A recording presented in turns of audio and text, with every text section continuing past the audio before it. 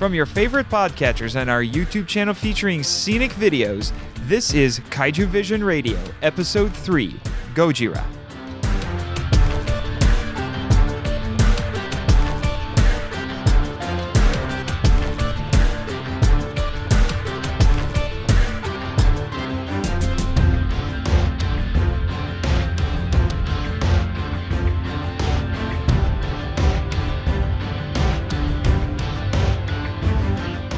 Hello, G-fans and kaiju lovers, and welcome to Kaijuvision Radio, a podcast about the appreciation of giant monster movies and discovering their historical and cultural value. I'm Nathan Marchand. And I'm Brian Scherschel. And today we get started on our Godzilla journey. We will be talking about the original Japanese masterpiece from 1954, Gojira.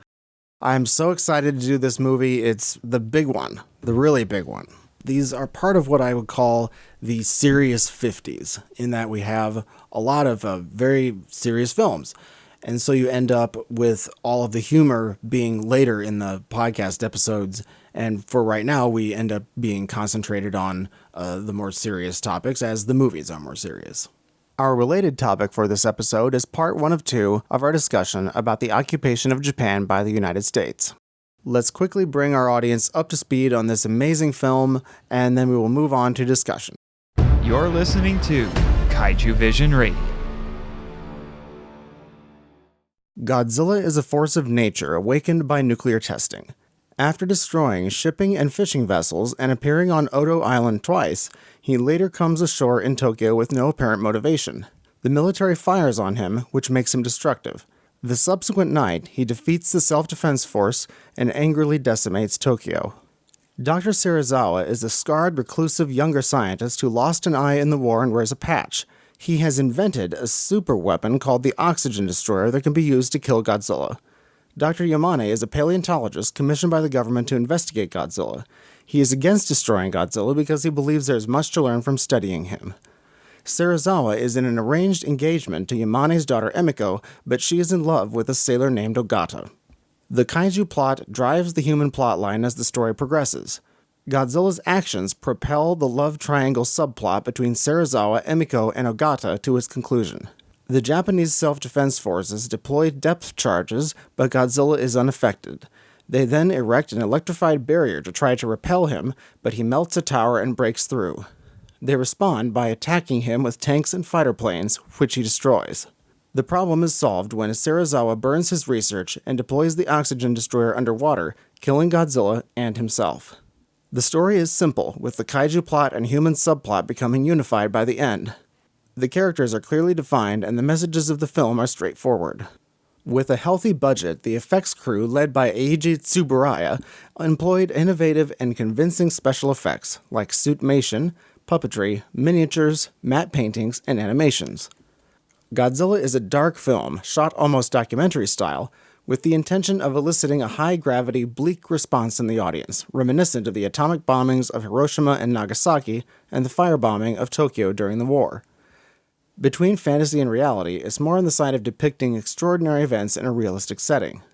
The film is revolutionary and unique, combining elements of both King Kong and the Beast from 20,000 Fathoms, and then going further by exploring distinctly Japanese themes and symbols. This film introduced Japan to Godzilla, changing Japanese cinema forever. By establishing the special effects techniques and style that would be seen in the Godzilla series and the kaiju genre for a very long time, the film effectively created the kaiju genre as it is known today. It was intended to turn the page on the occupation era by helping the Japanese people confront their post-war feelings and anxieties head-on. It expresses opinions of the Japanese as they realize newfound freedom of expression after the censorship of the occupation. The film was a huge success, making twice as much as its budget, and created a cultural phenomenon that lasts to this day. 1/3 of the movie was cut when making the American version, mostly political content and historical references. Because the differences are so distinct, we will address the American version in the next episode. This movie is a nationalist film in that it allowed Japanese to think of themselves as victims of the United States without ever mentioning the United States. It communicates the Japanese national spirit by expressing anti-nuclear sentiment and post-war pacifism that were dominant in Japanese society at the time, particularly by having Dr. Serizawa uninvent a superweapon that he has invented, which is not possible in real life with nuclear weapons. This is in direct contrast to the Cold War nuclear arms race going on between the United States and the Soviet Union. The moral of the story is that humans must stop creating and using nuclear weapons, and the only alternative is more destructive wars. This concludes part 1 of the podcast. You're listening to Kaijuvision Radio. Part 2 of the podcast is our opinion and discussion section. I think it's safe to say that we both very much like this film. Oh yeah, this film is pretty much universally loved by all Godzilla fans. It's a very powerful experience. Unlike a lot of these sequels, there's not much levity. No. It is quite dark. It's a tough one. It's very bleak. Yes. I mean, we talked about before about how King Kong and the Beast from 20,000 Fathoms are the immediate inspirations for this movie, but the tone is completely different from either one of those. Almost funereal at points. Yeah. I mean, this film is so well respected that even people who dismiss the sequels love this movie. The last input that we haven't talked about yet that goes into this, besides Japanese culture, is the Bikini Atoll test on the 1st of March, 1954. That was the first underwater test of a nuclear weapon. It was also the 5th largest bomb explosion ever in world history. It was called Castle Bravo, and it was a lot more destructive than initially projected, due to an error in calculations.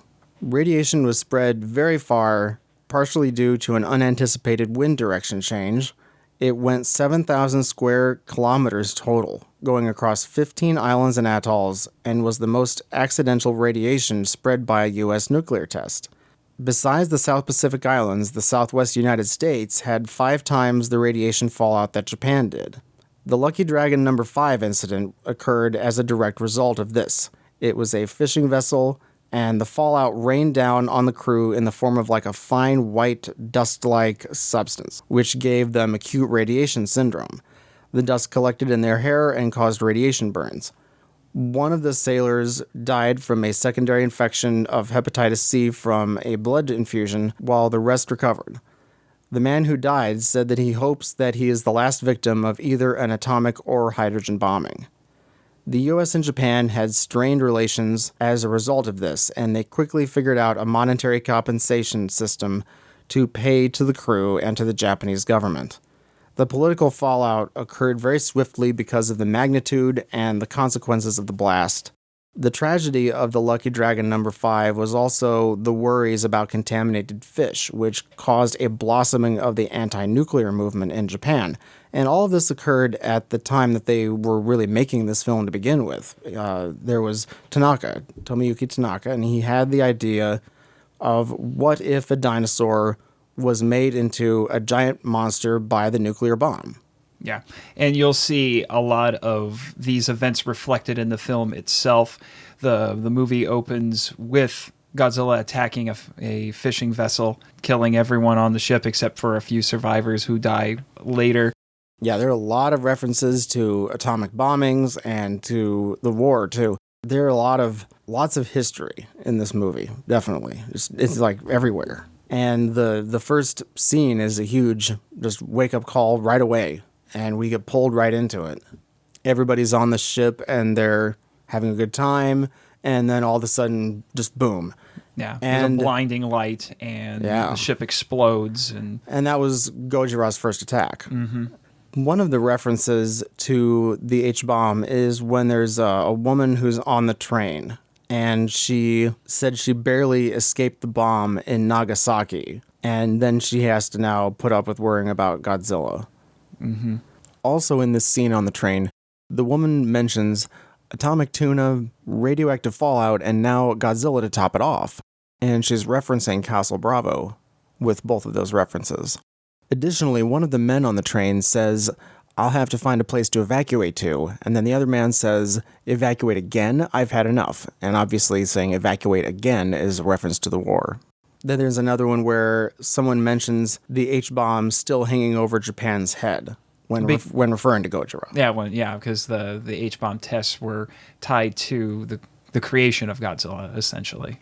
There's a part where during Godzilla's attack on Tokyo, there's a woman and she's with her 2 children, and she tells them, "We're going to be with your father soon." And that might be a reference to the war, possibly. Mm-hmm.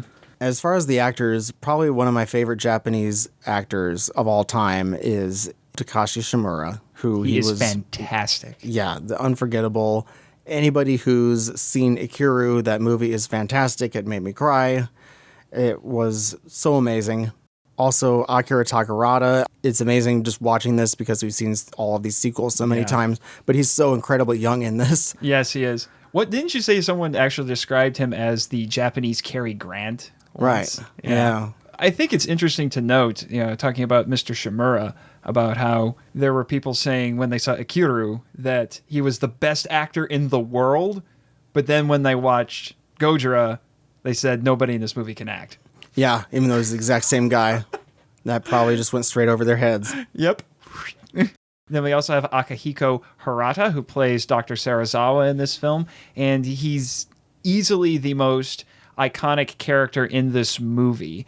You talk to anybody about Serizawa, I mean, the name Serizawa was used again later in the Gareth Edwards film, and the fact that he's wearing an eye patch, that became an iconic image. In fact, later on in the 80s, when Toho was announcing that they were going to make a new film, they actually had Hirata appear wearing the eye patch to make that announcement. Yeah, his character is so great, too. Just the dark, brooding genius scientist who's making a super weapon. He's just got the whole mood and atmosphere thing down completely. The Serizawa character is a lot like Oppenheimer, too, the original inventor of the nuclear bomb. Which is significant because he accidentally creates his own WMD in the form of the oxygen destroyer. Yeah, definitely a connection. Yeah.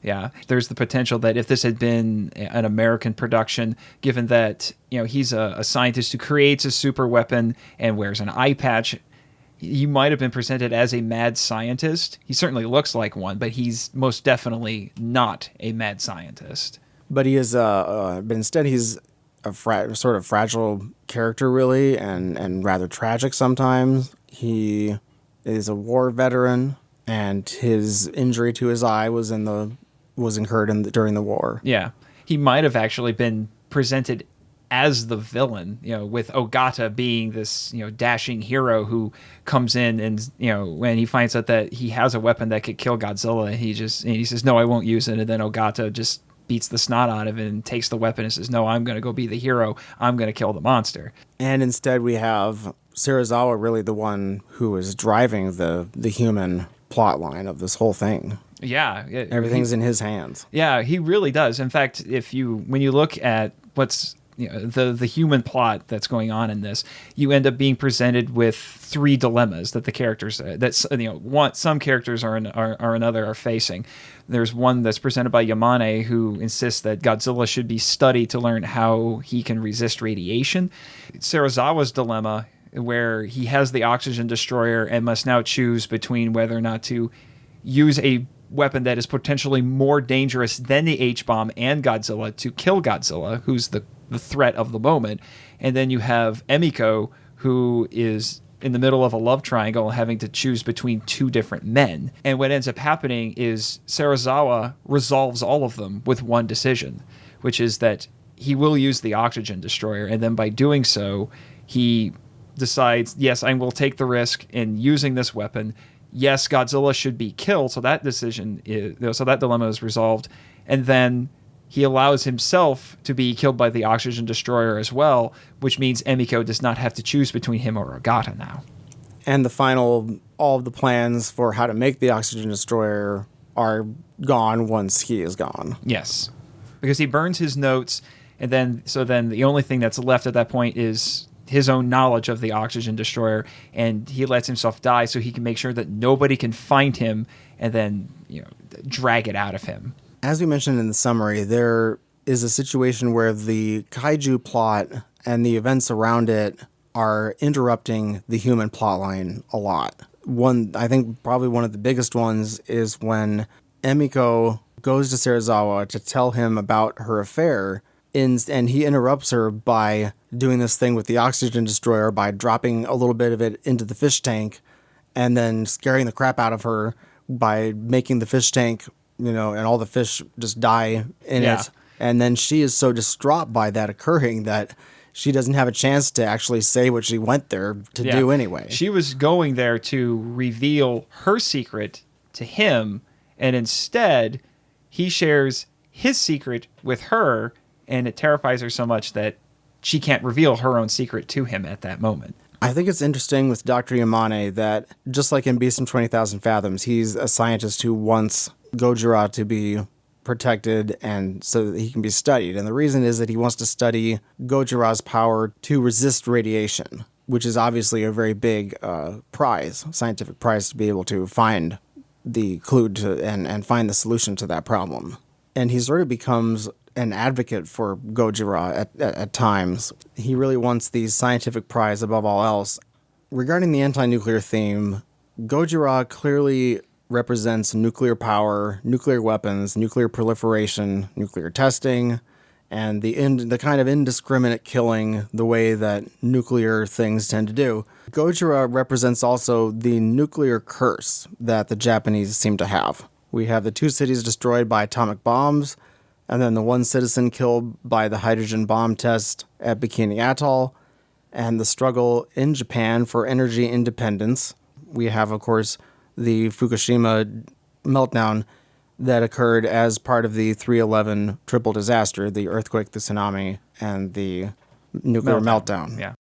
Godzilla also represents natural disasters in this because Japan, as we've hinted at, is a very disaster-prone country. The idea that you would have a monster that would essentially be a walking natural disaster doesn't seem like very much of a stretch to put into a film like this. And how he represents the destruction of the war, and just like the firebombing of Tokyo, the nuclear weapons hitting Hiroshima and Nagasaki. There's imagery in this film that very directly ties back to that, and that was purposefully done. It was meant, those destruction scenes in Tokyo were meant to elicit those images of the fire bombings and the nuclear bombings in the audience's mind, because it still would have been fairly fresh only 9 years after the war. One of my favorite images from the film would definitely have to be the part when Gojira picks up the train car and puts it in his mouth, and then he lets it fall to the ground. And it's such a big moment there. Yeah, it's an iconic image. One of my favorites would be the actual deployment of the oxygen destroyer at the end of the film. It's a movie of great emotional gravity. It's when everything comes together in the movie, and it's also just some fantastic special effects on display in this. And the oxygen destroyer prop itself it's a very memorable prop. It's an image that you talk to any Godzilla fan, you just show them just a basic outline of that prop, and they're going to know what it is and what its significance is. And then the Toho Theater is one of the buildings that gets destroyed during this rampage. It's a big self-reference by the studio. A little self-referential humor there, maybe. I don't know. That's kind of a weird thing to do. There's also the issue of the military. It's been remarked that how can we never see the American military in these Godzilla movies defending Japan or fighting the monsters? But I think the best explanation is that the self-defense force is around now, and they're the ones who are going to defend Japan from any attacks domestically. Perhaps that's why you have a scene later on in the movie when Godzilla is leaving Tokyo, and then the Japanese fighter planes come in and they start firing at him, and there are survivors on the shore, and they're cheering the fighter planes as they attack him. Yeah, and then the flip side of that is that there have been some commentary about how ultimately it might have been the military that drew Gojira further into the mainland and started the attack in the first place. Yeah. Definitely made it worse. Yeah. And because you had Yamane telling the military, you'll just make it worse. Yeah. So it seemed like, and they didn't really listen to him, but like Yamane, I think he knew exactly what was going on, and he knew how to not provoke it. I don't know if that is a connection or anything to how the Japanese military provoked the United States into World War II. I don't know. I don't know if I want to make that connection. Some have. Yeah. It's just, this film has a very interesting presentation of the Japanese military, and I don't know if you can necessarily go one way or the other with it, because there are points where it seems to be positive and other points where it seems to be negative. It's a little hard to figure out what exactly this film's attitude toward the Japanese military is. It's definitely ineffectual. That's one thing that everybody can agree on. Everything they do and try with all these methods are ineffectual, and it makes Godzilla look more and more invincible, otherworldly, and just impervious to man-made destructive forces. Yeah, which is a trope that you'll see repeated very often in subsequent movies, both in the Godzilla series and elsewhere. It's also a very common thing that you would see in a lot of science fiction and monster films already. I'm also thinking of how in the 1953 film version of War of the Worlds, the Martian ships are immune to nuclear weapons. We have two kind of conflicting points when discussing post-war Japan, and that is the concept of moving on versus the concept of never forgetting. Mm-hmm. And these two things are kind of opposed to each other. When trying to move and turn the page on the occupation era, we end up having to wrestle with these two concepts. You want to never forget what happened. And at the same time, you have to what? You have to avoid dwelling on it, continuing that mental injury in a way. This movie was more about moving on and never forgetting, and it's about putting those two things together into this film. And that's kind of the way that everybody was able to try to move on and try to put an end to the post-occupation era, which the occupation ended in 1952, and then this movie was made and released in 1954.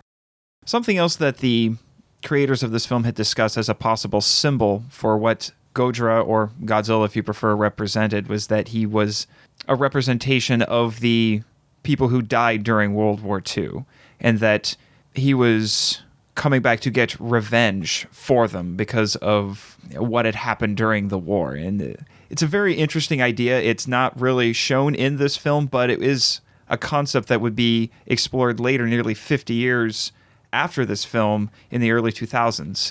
It's kind of a revenge/retribution idea. Yeah, it's interesting that these Japanese creators making their Japanese film would choose to talk about something like that this soon after the occupation and all that. So Ishiro Honda, of course, is the director, and we want to just mention this a tiny little bit. We'll be talking about Honda a lot in our subsequent episodes. He directed the vast majority of the Showa-era films.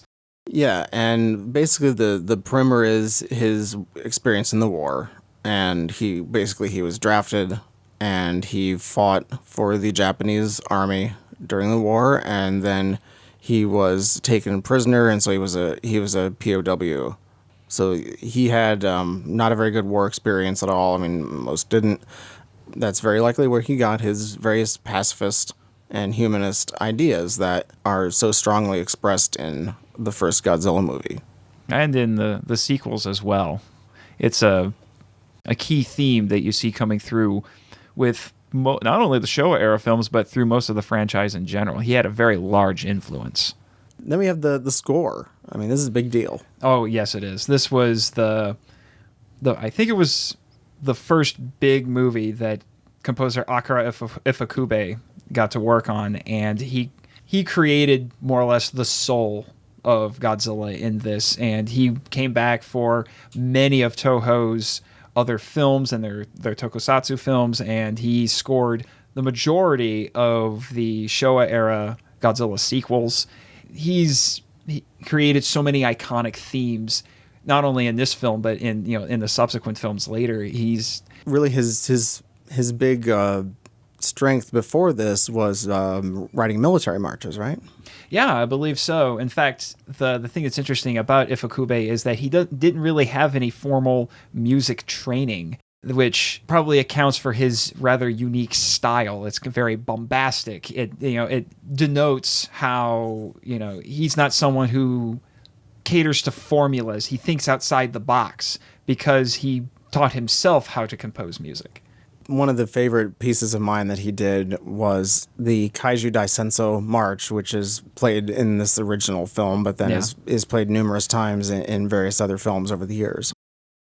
That concludes our opinion and discussion section. Let's move on. You're listening to Kaijuvision Radio. In part 3 of our podcast, we will be discussing a topic related to the film that will deal with events that were going on at the release of the film and most likely had an influence on the creation of the film itself. So our topic for this episode is the occupation of Japan by the United States. And it should be noted that this is the only time in Japan's history where they have ever been occupied by a foreign country. To start off with, Japan was very much in a very, very bad place at the end of the war and at the time of the surrender. Some of the biggest things that really occurred were going on at that time. There were a number of cities that were virtually destroyed. Also, the military, Japan's military was scattered, dead. So many had to be repatriated back to Japan. There was complete disarray socially and economically. Military supplies were repossessed by various groups and various people, and then a large black market erupted. And of course, the standard of living fell dramatically. 40% of urban areas destroyed, 30% homeless. The Japanese people had grown to distrust the military. And this really culminates in what is referred to as kind of a general exhaustion of the people of Japan. And food was very hard to come by. So we had just a society in free fall at this point. It was very difficult to see, to try to think of a path forward after all of these things had happened. And in fact, there's a word for this, which is it's called the state of lethargy, or kyodatsu. The other big cultural thing that was a kind of a snapback from the imperial Japanese era, which is the Kasutori culture. Mm-hmm. And it's kind of like it's been described as a cult of degeneracy and nihilism, and overall it's a rejection of the imperial military standards that had been around for quite a while. And a lot of it involved like going to bars and dancing, drinking, things like that. It was a reaction, though, to the imperial values that had been really ingrained in society.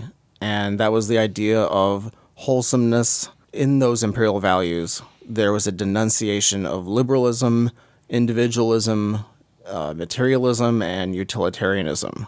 It was against the Western ideas of consumption. Yeah.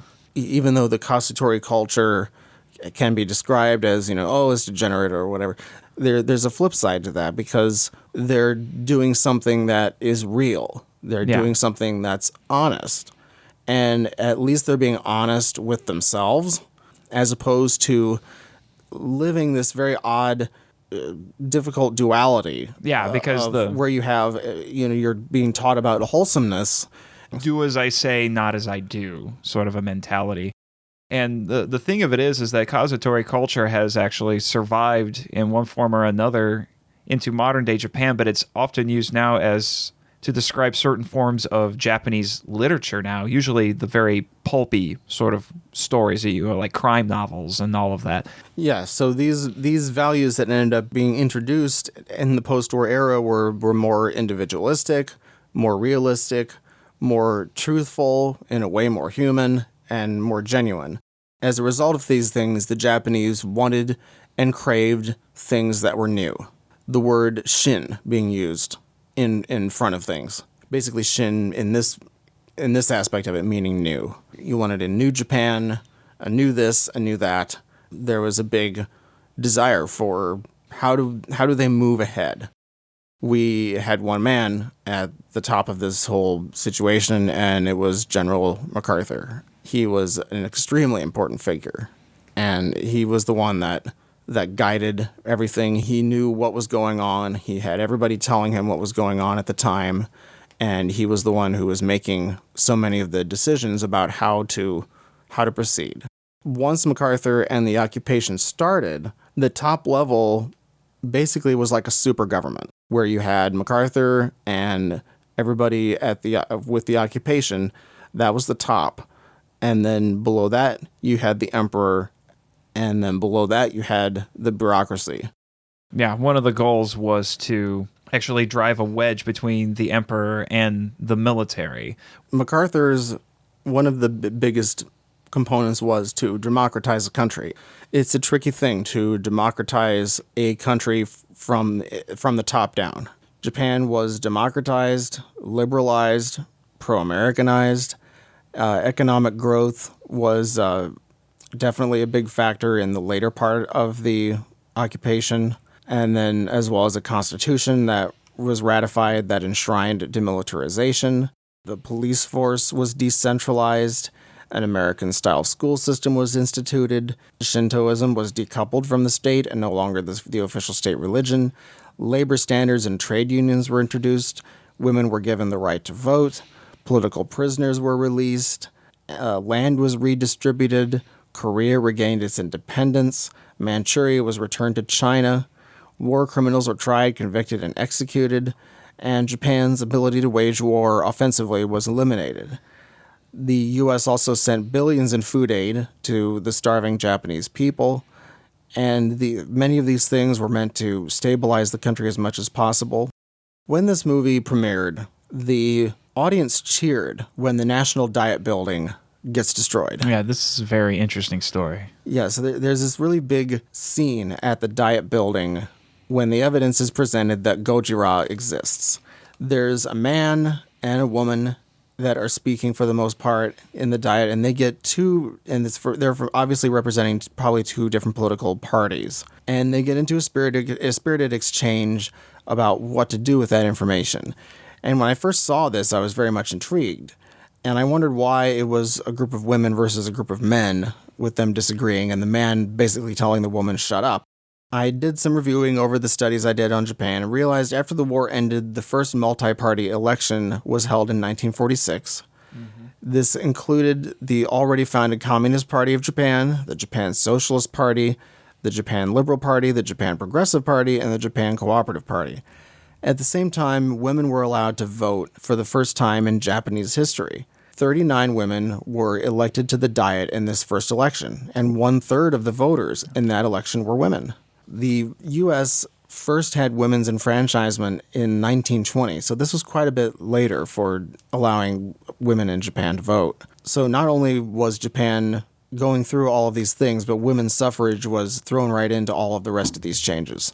Part of the public, they probably resented women getting the right to vote and serve in public office, and so the scene was a representation of the change that was it was going on and had gone on during the occupation. The film is expressing that sort of Japanese society, traditionally, which is pretty patriarchal, is dealing with this new system like they're having to deal with everything else. And it isn't a very flattering scene. They bicker. The people who presented the evidence are looking at each other like, oh, these people are so incompetent. And I think the reason why they cheered when the National Diet Building was destroyed was, I think the Japanese people were fed up with government and all of the problems that the previous government had created, but also the way that this one was just a little bit different. They had developed I guess you could say, a minor distrust in government, which I would say as Americans is something that we can certainly identify with. Yeah, in the U.S. currently, some of the lowest approval ratings are reserved for members of Congress. And so the Japanese seem to have the right ideas about the sort of downsides that exist in representative democracy. I think that's what that scene basically means. It's also interesting that you have the women taking the more progressive path politically and saying, no, this evidence needs to be released. And then meanwhile, you have a man who's almost like he's representing the old guard saying, no, we shouldn't be releasing this information.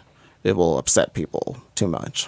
Along with the enfranchisement of women, there was some radical shifts that went on during the occupation in terms of the attitude toward marriage specifically. And you see this illustrated in Gojira with the love triangle between Serizawa, Emiko, and Ogata, where Emiko and Serizawa are in an arranged engagement, which is a more traditional sort of Japanese culture thing to do, where marriages are determined by the parents. Whereas Emiko is in love with Ogata, he is the man that she has chosen to marry, which is very much a modern idea that was introduced during the occupation by the American soldiers. They brought the practice of dating with them, which is not something that you would see practiced in Japan. Along with that, they were seeing American servicemen be very open with their affections with their wives or girlfriends if they were able to come over to Japan and visit them. It was something that they were not used to seeing. So this subplot in the film is very much showing a Japan that was in transition, where you had this clash of the old and the new. Yeah, it's a representation of the changes that were going on at the time in relationships. It's interesting to note that even though you have this love triangle and Ogata is the man that Emiko has chosen for herself, she doesn't really show him any sort of affection in the film, even though she is in love with him. It's in a lot of ways she conducts herself the same way with Ogata as she does with Serizawa, which in a way is also a representation of the kind of that old time Japan culture. Also, the aspects of marriage changed after the occupation, in that women were viewed as more of an equal partner in marriages, and sex during marriage was not so hidden away and was not looked at as a sort of afterthought. This was not unheard of in Japanese culture, because in much earlier times that was actually the case, where women did have, in previous periods in history, they did have larger roles. The legal domination of the man of the familial unit, that also disappeared after the war. Mm-hmm. And so there was no longer that kind of a power dynamic legally in the family system in Japan. Yeah, sex was starting to be viewed as pleasurable for the woman as well, when before that it hadn't been seen as such for a long time. Which leads us more to the Cold War direction of the occupation. It was that, and that's where we kind of get the two kind of opposing forces going on in the occupation mindset, which was promoting democracy by fiat, which is democracy by fiat is a very interesting concept. But you have trying to grow democracy and at the same time trying to inoculate Japan against the threat of the Soviet Union and of communism in general. Yeah, which was spreading huge. Rapidly through Asia right after the war had ended. Yeah, and the Cold War intensified during the occupation. Of course, the Korean War occurred too, which also intensified things in East Asia. But there were a number of Cold War goals that the United States had during the occupation that they immediately started seeing necessary to implement. And so on one hand, you have the occupation encouraging things like labor unions and letting the Communist Party officials out of prison and allowing more free exchange of ideas. And there was a big expansion of sort of socialist thought, and that using socialism as a way to prevent another war and using it as an alternative to nationalism. So you have socialism gaining ground and communism gaining ground in Japan because of freedom of thought, but at the same time, you don't want to encourage these things too much, because as a result, then you could have that phenomenon spill over into to a point that it counters American and Japanese interests, because obviously the Japanese old guard were against these ideas as well. So the Cold War goals that the United States had during this time was, one, stop the Soviet Union's advancement and influence in East Asia, which this was a big thing because of the Soviet Union's expansionist philosophy, ideologically as well as territorially. Mm-hmm. Another one was to facilitate Japan's integration into capitalism and make Japan a good place for American companies and corporations to do business. Another one was to have a military alliance with Japan in order to protect Japan against the Soviet Union and China and serve as a bulwark against the Soviet Union and communism. Also to have a friendly country to host U.S. military bases in order to project American power in East Asia and to use that military power in Cold War hotspots in the region. It was a massive expansion of the reach of American military forces. And that became a huge asset to the United States during the Korean War just a few years later. Another goal was to protect the Japanese right wing and to keep the emperor in order to stabilize the country against left-wing communism. The LDP, or the Liberal Democratic Party of Japan, has been in power for the vast majority of the post-war period in Japan. It was viewed by the United States that they would be a preferable party rather than the left-wing parties, because they did not want left-wing parties to exert too much influence. Towards the latter part of the occupation, there was an effort to purge bureaucrats in the government who were communist and also in the media of the country to try to temper some of the more left-wing thinkers and creators in Japan, because I think MacArthur, especially, he was a big Cold Warrior. He fought against communism so much, and he did not want to see Japan become a communist country. And so these were all of these Cold War goals were working at the same time. All of this other pro-democracy stuff was happening. And so you have to reconcile these two things together and make it work, which that's not an easy prospect. No, not at all.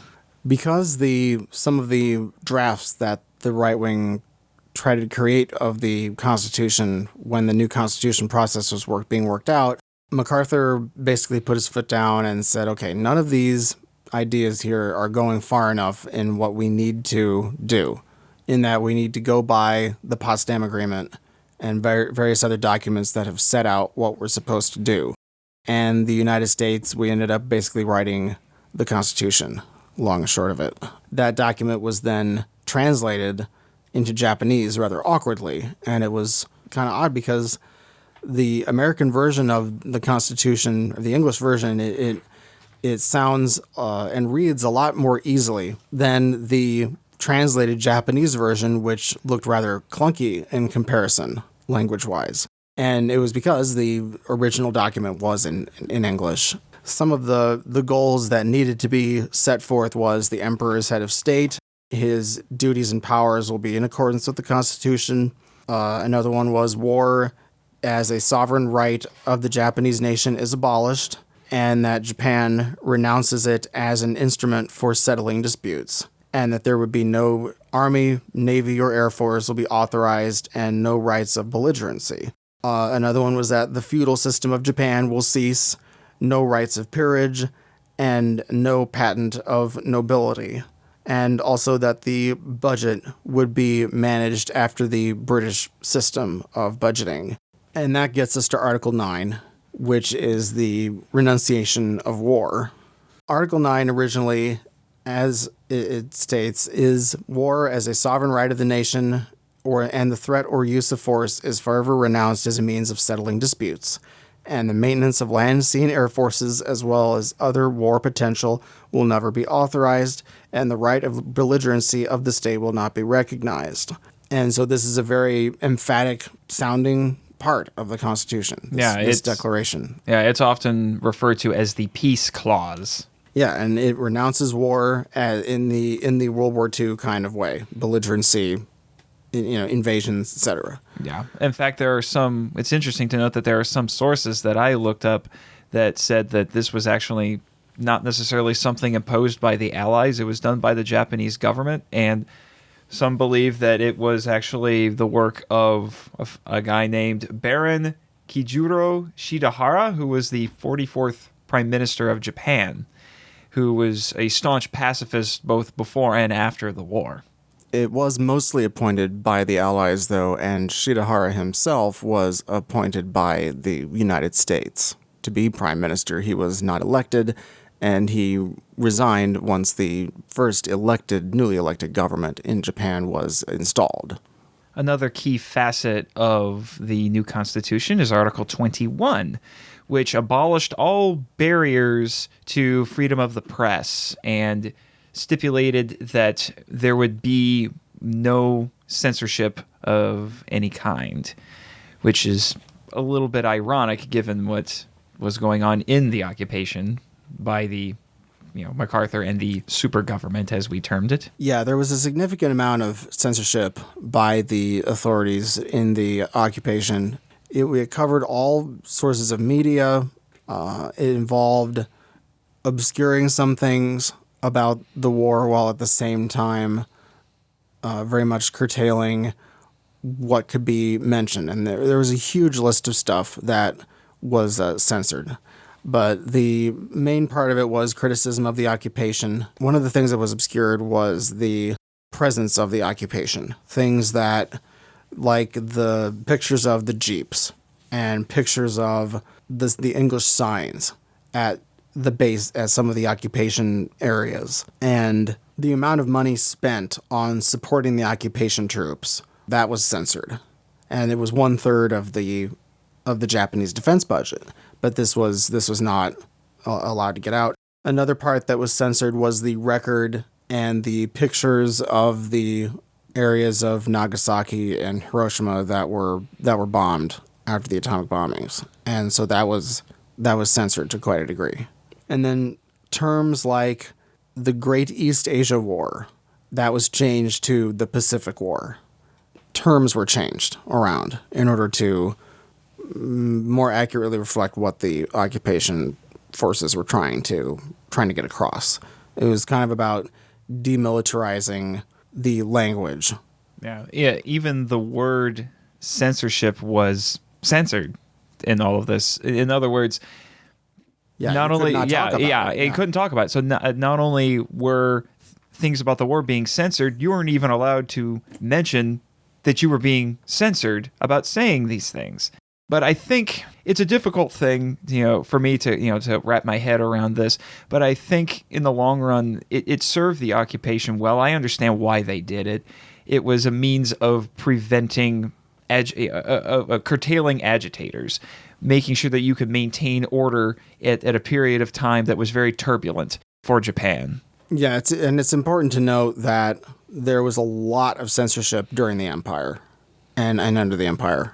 The amount of political censorship too during the war was very intense. You had leaders of the Communist Party in jail and all these other things, and so it was a trade-off. If the empire had stayed around, then that censorship probably would have gone forever.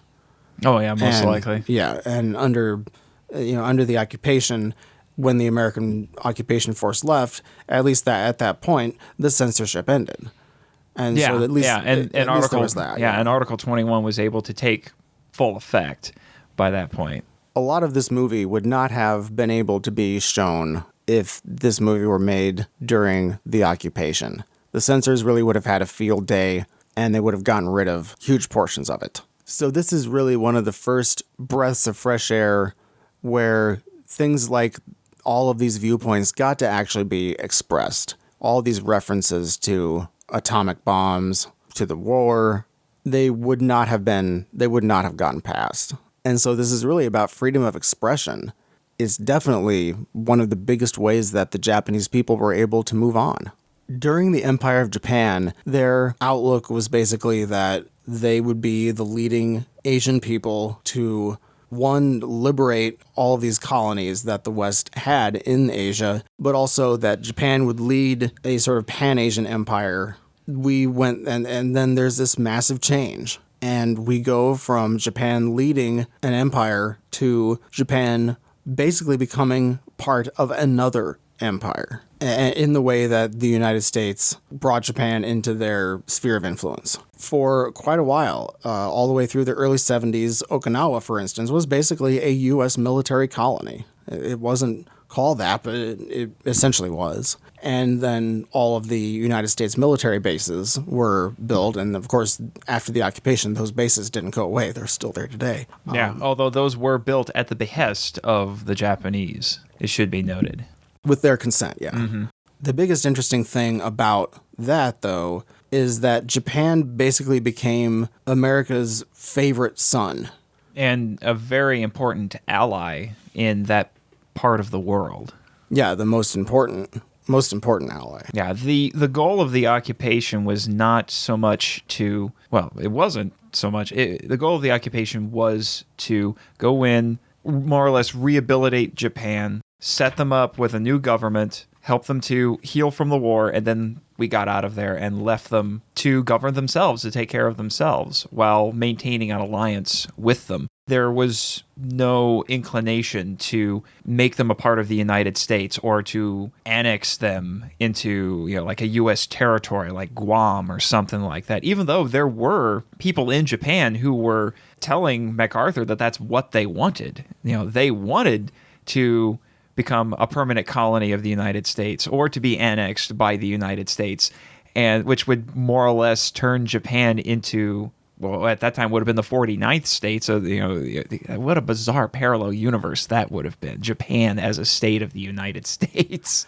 And while it wasn't a majority of the Japanese by far that believed something like this, but the thing is, there were a lot of Japanese who, or at least a significant number, who were scared of the possibility of the reforms of the occupation being undone by the old guard politicians of Japan. There were so many changes in labor laws and corporate practices and so many of the things that were changed, and especially like the Constitution. There were some Japanese that were very concerned about what happens after the United States leaves and what could happen if the old guard just comes in and tries to reverse all of these things as soon as it's done. Which is a legitimate concern, because there are still those in Japan who have wanted to see those changes undone. We have the so-called four presents of the occupation. We wanted to go over what these things are and why they're viewed as presents. Yeah. Specifically, women's enfranchisement, respect for human rights, gender equality, and the liberation of sex and freedom of speech. First, women's enfranchisement, which that existed as a movement before the war, but it just never got to their goal. So the women's suffrage movement finally got what they wanted during the occupation.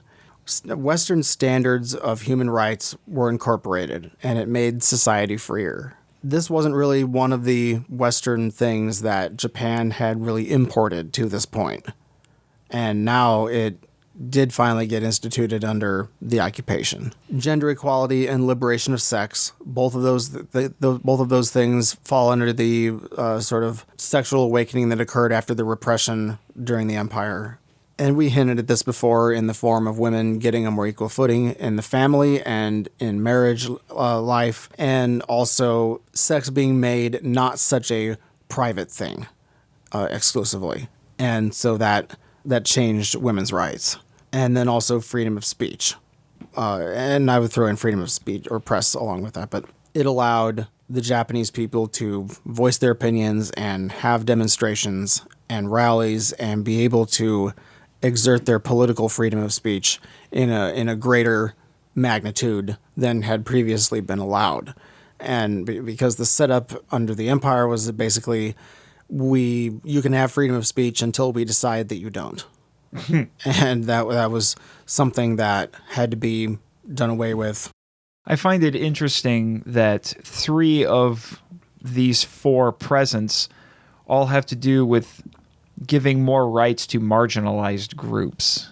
You can tell that it was very much an issue that the United States discovered upon coming to Japan and beginning the occupation. If anybody's ever heard of or read the book called On Democracy, that basically is one of the biggest points of democracy is having majority rule, but what? Protecting the rights of minorities. I think various Enlightenment aspects of American life and of Western civilization in general, a lot of these Enlightenment principles did not really get to Japan until this point, when we finally said, okay, you need to actually incorporate these aspects of Enlightenment thought Enlightenment thought drove the U.S. Constitution in many ways, and the Bill of Rights. So you got this sort of Bill of Rights spirited document in the new Constitution, and that was where a lot of these new freedoms were rooted in. The occupation can be characterized as part of what is called neo-colonialism, which parts of that involve cultural imperialism as well as globalization in order to change and colonize, in a way, Japan through cultural means. But there's no getting around the fact that we did change things culturally quite a bit after the war and during the occupation. But it is hard to deny that we did use some cultural imperialism during the occupation, and we changed families, we changed marriage, we changed sex and how it's viewed in culture. There are a lot of methods that were used to westernize and globalize Japan. Another thing that changed was the emperor. He was changed from a sovereign into a symbol, and that's not something that everybody really agreed with at the time, but at the time that's really what needed to be done. But the thing is, as time has gone on, we now see the peace constitution and things like Article 9, they are starting to become out of date. That is primarily because of the rise of China, but also the need for greater stability in the region. Because Article 9 is becoming obsolete at the time that Japan needs a real military the most, the alternate view is that over time, Article 9 has effectively lessened the military capability of Japan at a time when fear about conflict is at a nearly all-time high. Well, it's not just China that Japan is concerned about. To be honest, Japan is a relatively small country surrounded by a lot of unfriendly neighbors, most notably North Korea, which has been a major threat to pretty much everybody in that entire region, especially lately. But it is undeniable that the occupation changed a lot of things culturally for the Japanese. So it would make total sense that there would be those, even this many years after the occupation, who would want to reclaim what they lost and to bring back some of those traditions.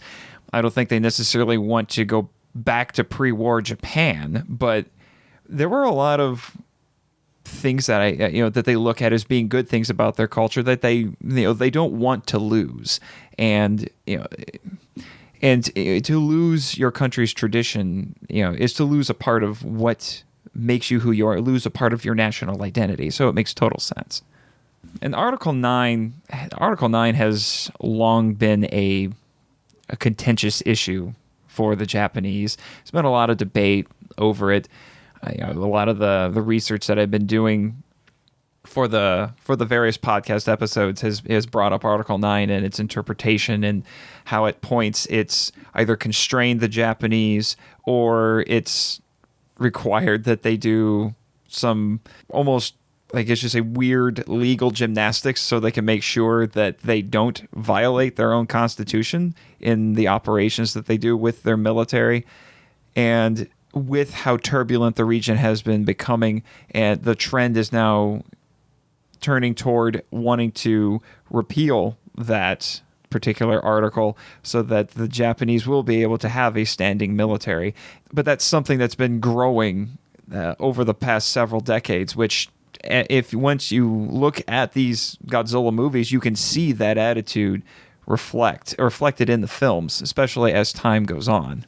Yeah, the desire to be patriotic and to like your country's military and not have it be this taboo. Yeah. Instead, be able to have more of a normal, quote unquote, country that you can be patriotic about and not feel bad about it. Yeah, it seems as though the anti-militarist opinions were so strong in this film, and then over time you can see that evolution about the attitude about the military. Yeah, that anti-militarism, that pacifistic streak is very strong throughout the Showa series, but then after the Showa series in the 70s or 80s, the attitude of the Japanese people toward the military started to become more positive. And once you get to the Heisei and especially the Millennial series of films, you start to see that more positive attitude begin to manifest.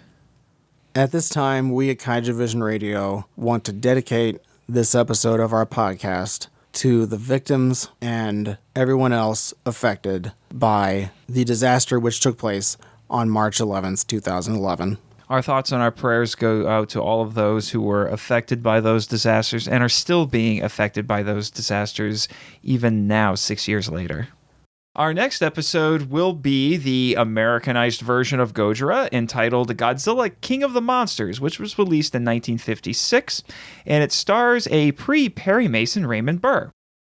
If you'd like to get a hold of us and send us some feedback, we'd love to hear from you. Our email address is feedback@kaijuvision.com. You can also follow us on Twitter and on Facebook. Our podcast is available on Google Play, iTunes, Stitcher, Blueberry, TuneIn, Podcast Addict, our YouTube channel, and on our website, kaijuvision.com. Thanks to Audiophiliac for creating our theme and bumper music, www.fiverr.com/audiophiliac. If you like our podcast, please support us on Patreon. I'm Nathan Marchand, and I'm the podcast webmaster. And I'm Brian Scherschel, and I edited this podcast. Sayonara.